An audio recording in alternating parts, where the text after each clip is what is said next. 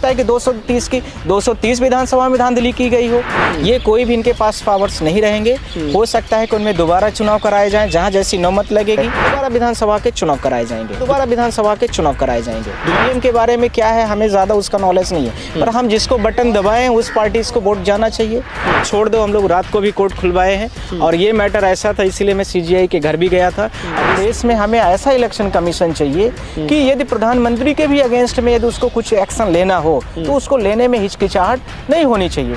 मध्य प्रदेश में जो चुनाव हुआ है, जो बैलेट पेपर से किए गए हैं, बैलेट पेपर वाले जितने भी एम्प्लॉइज के थे उसमें कांग्रेस को इतनी ज़्यादा बढ़त थी और भाजपा को लगभग 10-5 कई जगह पे तो 10-5 कई जगह बहुत शून्य के बराबर बहुत कम वोटें मिली हैं। तो एकाएक ये सब इश्यूज कैसे बढ़ गए? तो ईवीएम जैसे ही शुरू हुई है उसके साथ में तुरंत ही ये सारी चीज़ें बढ़ना शुरू हो गई हैं। ये मैंने इसको मेन पॉइंट्स पर बना रखा है। इसके साथ में बहुत सारे हमने नेक्सस लगाए, इंडिया टुडेज का भी है, दैनिक जागरण का भी है, अलग अलग सारे न्यूज पेपर्स की है, पर इसके बावजूद भी chief election commission of India ने कोई भी इसमें कुछ भी एक्शन पूरे सबूत है। दोस्तों नमस्कार, मेरा नाम है अरुण और आप देख रहे हैं टाइम्स एक्सप्रेस। 5 राज्यों के नतीजे सामने आ चुके हैं। बीजेपी प्रचंड बहुमत के साथ 3 राज्यों में सरकार बना चुकी है, लेकिन अब जो है ये नतीजे बीजेपी के लिए गले की फांस बन चुकी है, क्योंकि मामला अब सुप्रीम कोर्ट पहुंच चुका है। मेरे साथ नरेंद्र मिश्रा जी है जिन्हें पूरा मामले को लेकर खुद जो है सुप्रीम कोर्ट पहुंचे हुए हैं। सर, आपसे बातचीत करेंगे। ये जो पूरा मामला है, जो नतीजे आए हैं, जैसे नतीजे सामने आए आप सीधा जो है कोर्ट पहुंच गए, आप जो है सीजीआई से मिले, तो क्या आपने डिमांड रखी, क्या चाहते हैं आप? मैं आप लोगों के माध्यम से पूरे भारत देश की जनता को नमस्कार करता हूँ।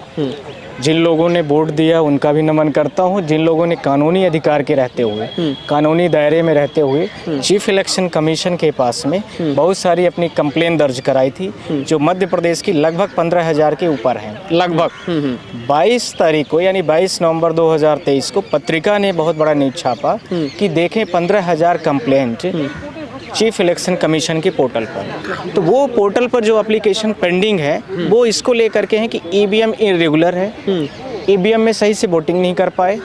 वो इस आधार पर है कि हमें वोट नहीं डालने दिया गया कई पोलिंगों में। वो इस आधार पर है कि कई विधानसभाओं में मारपीट हुई और वहाँ पर जो जिस पार्टी के लोग थे वहाँ वोट नहीं डालने दिया गया। वो इस आधार पर है कि जो वहाँ पर सीसीटीवी फुटेज वगैरह कई जगह पर रहे वो भी इंटरप्ट हुए। वो इस आधार पर है कि जनता को बीच डायरेक्ट जो है तो इनडायरेक्ट तरीके से लोगों को इन्फ्लुएंस किया गया।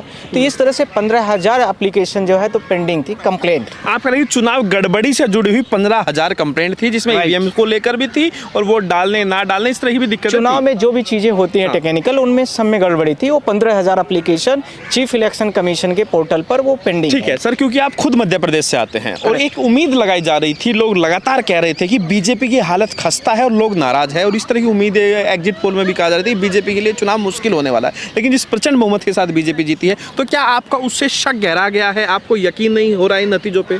हमारा मतलब है कि प्रचंड बहुमत जिस शब्द का आप यूज कर रहे हो वो 2000 और 230 का 230 ले जाए, उससे हमसे मतलब नहीं है। हाँ। हमारा मतलब है कि 15,000 जो एप्लीकेशन कंप्लेनेंट यानी वोटरों की फाइल है उसको तो आपको डिसाइड करना चाहिए ना। मेरा ये इश्यूज है। मैं ये नहीं कहना चाहता हूँ कि देखिए ईवीएम के बारे में क्या है, हमें ज़्यादा उसका नॉलेज नहीं है, पर हम जिसको बटन दबाएं उस पार्टी को वोट जाना चाहिए।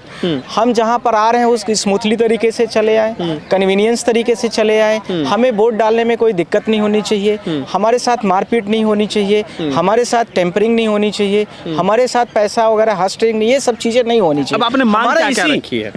अब आप पूरी बात तो सुनेंगे तो हम आपको पूरी बात बता देंगे ना। आप पूरी बात बीच में रोक रहे हैं। मैं 3 चीज़ों को लेकर के सीजीआई के सामने गया हूँ। पहला ये कि 15,000 जो एप्लीकेशन कंप्लेंट है मध्य प्रदेश के इलेक्शन कमीशन के पोर्टल पर, उसको पहले डिसाइड कर दिया जाए। उसके बाद आप इलेक्शन की जो डेट है, जो भी है, आपको जो लगता है उस हिसाब से आपको रिजल्ट को पास करना है। तो हमने क्या किया है कि ऑर्डर फॉर रिकॉल्स, यानी जितना भी इन्होंने ऑर्डर पास किया है अभी तक, जितने लोगों को 230 जो सर्टिफिकेट बांटे गए हैं उनको रिकॉल कर लिया जाए। फर्स्ट। सेकंड, सीजीआई को हमें इसलिए भी बहुत ज़्यादा याद आई कि इन्होंने बहुत बड़ा एक जजमेंट दिया था, जिसमें यह था कि chief election commission of India की जो रिक्रूटमेंट होगी वो अपोजिशन का एक लीडर होगा, एक सीजीआई साहब होंगे और इसके साथ में करंट रूलिंग पार्टी का एक व्यक्ति होगा।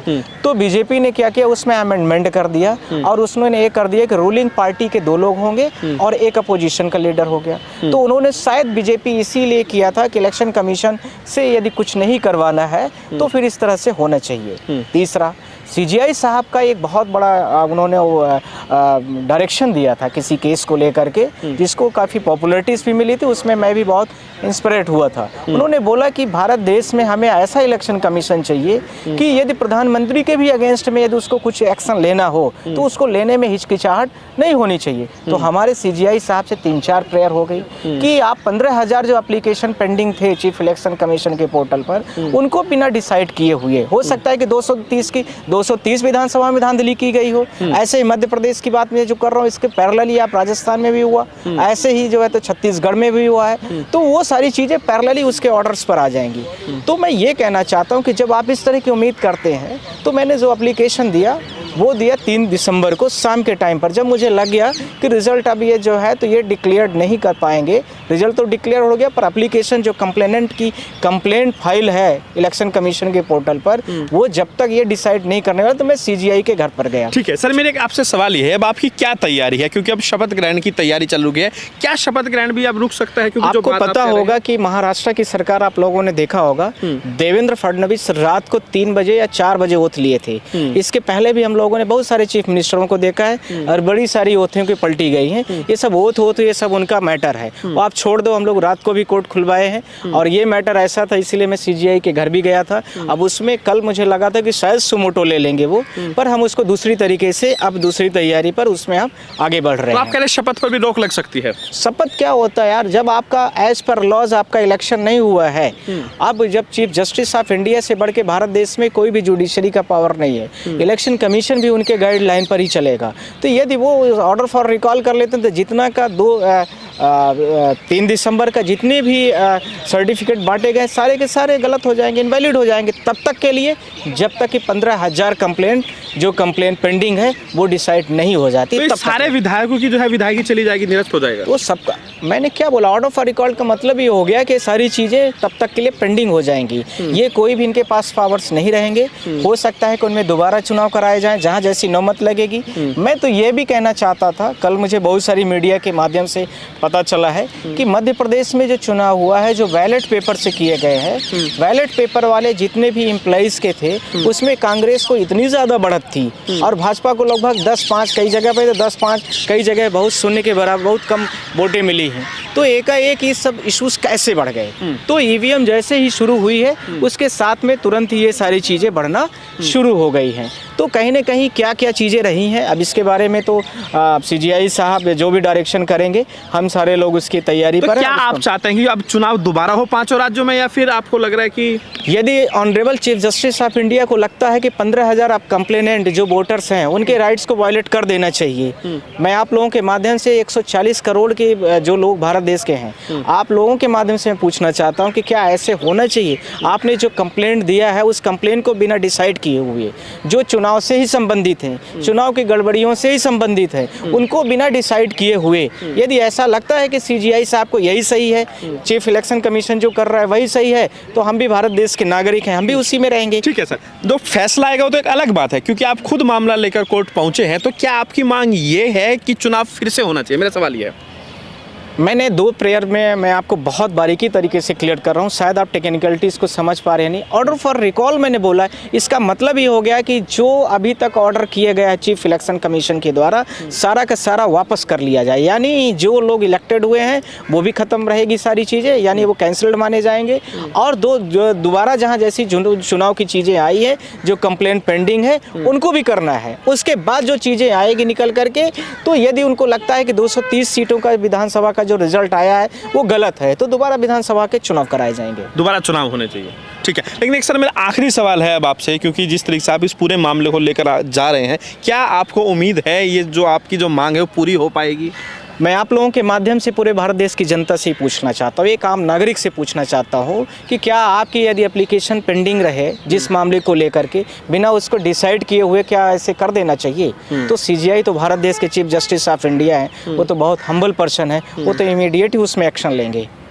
ये इसमें आप लोग कहीं भी शंका करने की कोई भी चांसेस नहीं, ना तो कोई गुंजाइश है, उसमें बहुत अच्छा होने वाला है। और मुझे लगता है कि ये भारत देश की प्रत्येक जनता का जो राइट्स है उसको जो है तो सेव करने का एक बहुत बड़ा हमारे पास संवैधानिक अधिकार है। आपने सर पत्रिका की खबर को कोट किया, लेकिन क्या आप पर्सनली भी मानते हैं कि सर ईवीएम में घोटाला होता है, गड़बड़ी होती है? देखो, देखो मैं टेक्निकल बैकग्राउंड में इतना तो मैं नहीं जानता ज़्यादा, हाँ। पर वैसे ही समझो आप कि यदि आपसे कोई सी साइंटिस्ट से बोल दिया जाए कि इसरो में जो है तो बहुत बड़ा सैटेलाइट छोड़ा है, तो प्रधानमंत्री के भी नज़र में जितना नॉलेज होगा उतना आम नागरिक के भी नॉलेज में होगा। तो टेक्निकल बैकग्राउंड में ईवीएम जो बनाता है वो बता सकता है ज़्यादा बेहतर। हम आम नागरिक तो जाते हैं और वोट डाल के चले आते हैं। उसमें क्या हो सकता है, पर यह है कि टेक्नोलॉजी से बनाई गई चीज़ मानव निर्मित है। कौन सी चीज़ ऐसी नहीं है जिसको मानव छेड़छाड़ नहीं कर सकता, मानव कंट्रोल नहीं कर सकता। दिग्विजय सिंह ने भी कहा कि गड़बड़ी हो सकती है। बिल्कुल हो सकती, संभावनाएं तो पूरी बनती। अब आप हमसे पूछ लोगे क्या क्या हो सकती है, तो देखो इतना मैं टेक्निकल नहीं हूँ, मैं इतना नहीं जानता, पर होने के पूरे चांसेस ठीक होते है हैं। सर, कुछ डॉक्यूमेंट्स जो आपने पेश किए अगर वो आप दिखाना चाहें तो। मैं आप लोगों के माध्यम से ये बोलना चाह रहा था, जस्ट अ मिनट, ये आप लोग खुद भी देखिए, ये 12 नवंबर 2023 का है, आप लोग पत्रिका का है, ये आप खुद भी देख सकते हैं। ये देखिए 12 नवंबर का है, सॉरी 22 नवंबर का है, आप लोग खुद देख सकते हैं, उसको कोड कर लीजिए अच्छे से। ये मैंने इसको मेन पॉइंट्स पर बना रखा है। इसके साथ में बहुत सारे हमने एनेक्सस लगाए, इंडिया टुडेज का भी है, दैनिक जागरण का भी है, अलग अलग सारे न्यूज़ पेपर्स की है। पर इसके बावजूद भी chief election commission of India ने कोई भी इसमें कुछ भी एक्शन पूरे सबूत हैं आपके पास? हाँ, तो सबूत के बिना थोड़ी ना वकील आएगा सुप्रीम कोर्ट में, यार आपको इतना तो समझना है। तो आपको बिना लग रहा है evidence के कि थोड़ी बात आपको करेंगे। लग रहा है कि मतलब आपको जीत मिलेगी इस पूरे मामले में? उम्मीद तो पूरी है, अब नहीं मिलेगी तो भी हमारी उम्मीद है कि हमारी सीजीआई साहब करेंगे। ठीक है, तो ये थे मेरे साथ नरेंद्र मिश्रा, जिनसे हमने बातचीत की, जो पूरा मामला ईवीएम को लेकर जो पूरे देश भर में बवाल मचा हुआ है, जो चुनाव के नतीजे आए हैं, बहुत सारे लोग जो है देश में ऐसे हैं जो नहीं पचा पा रहे हैं। आपकी क्या राय में जरूर है, वीडियो को लाइक कीजिए, शेयर कीजिए, टाइम्स एक्सप्रेस को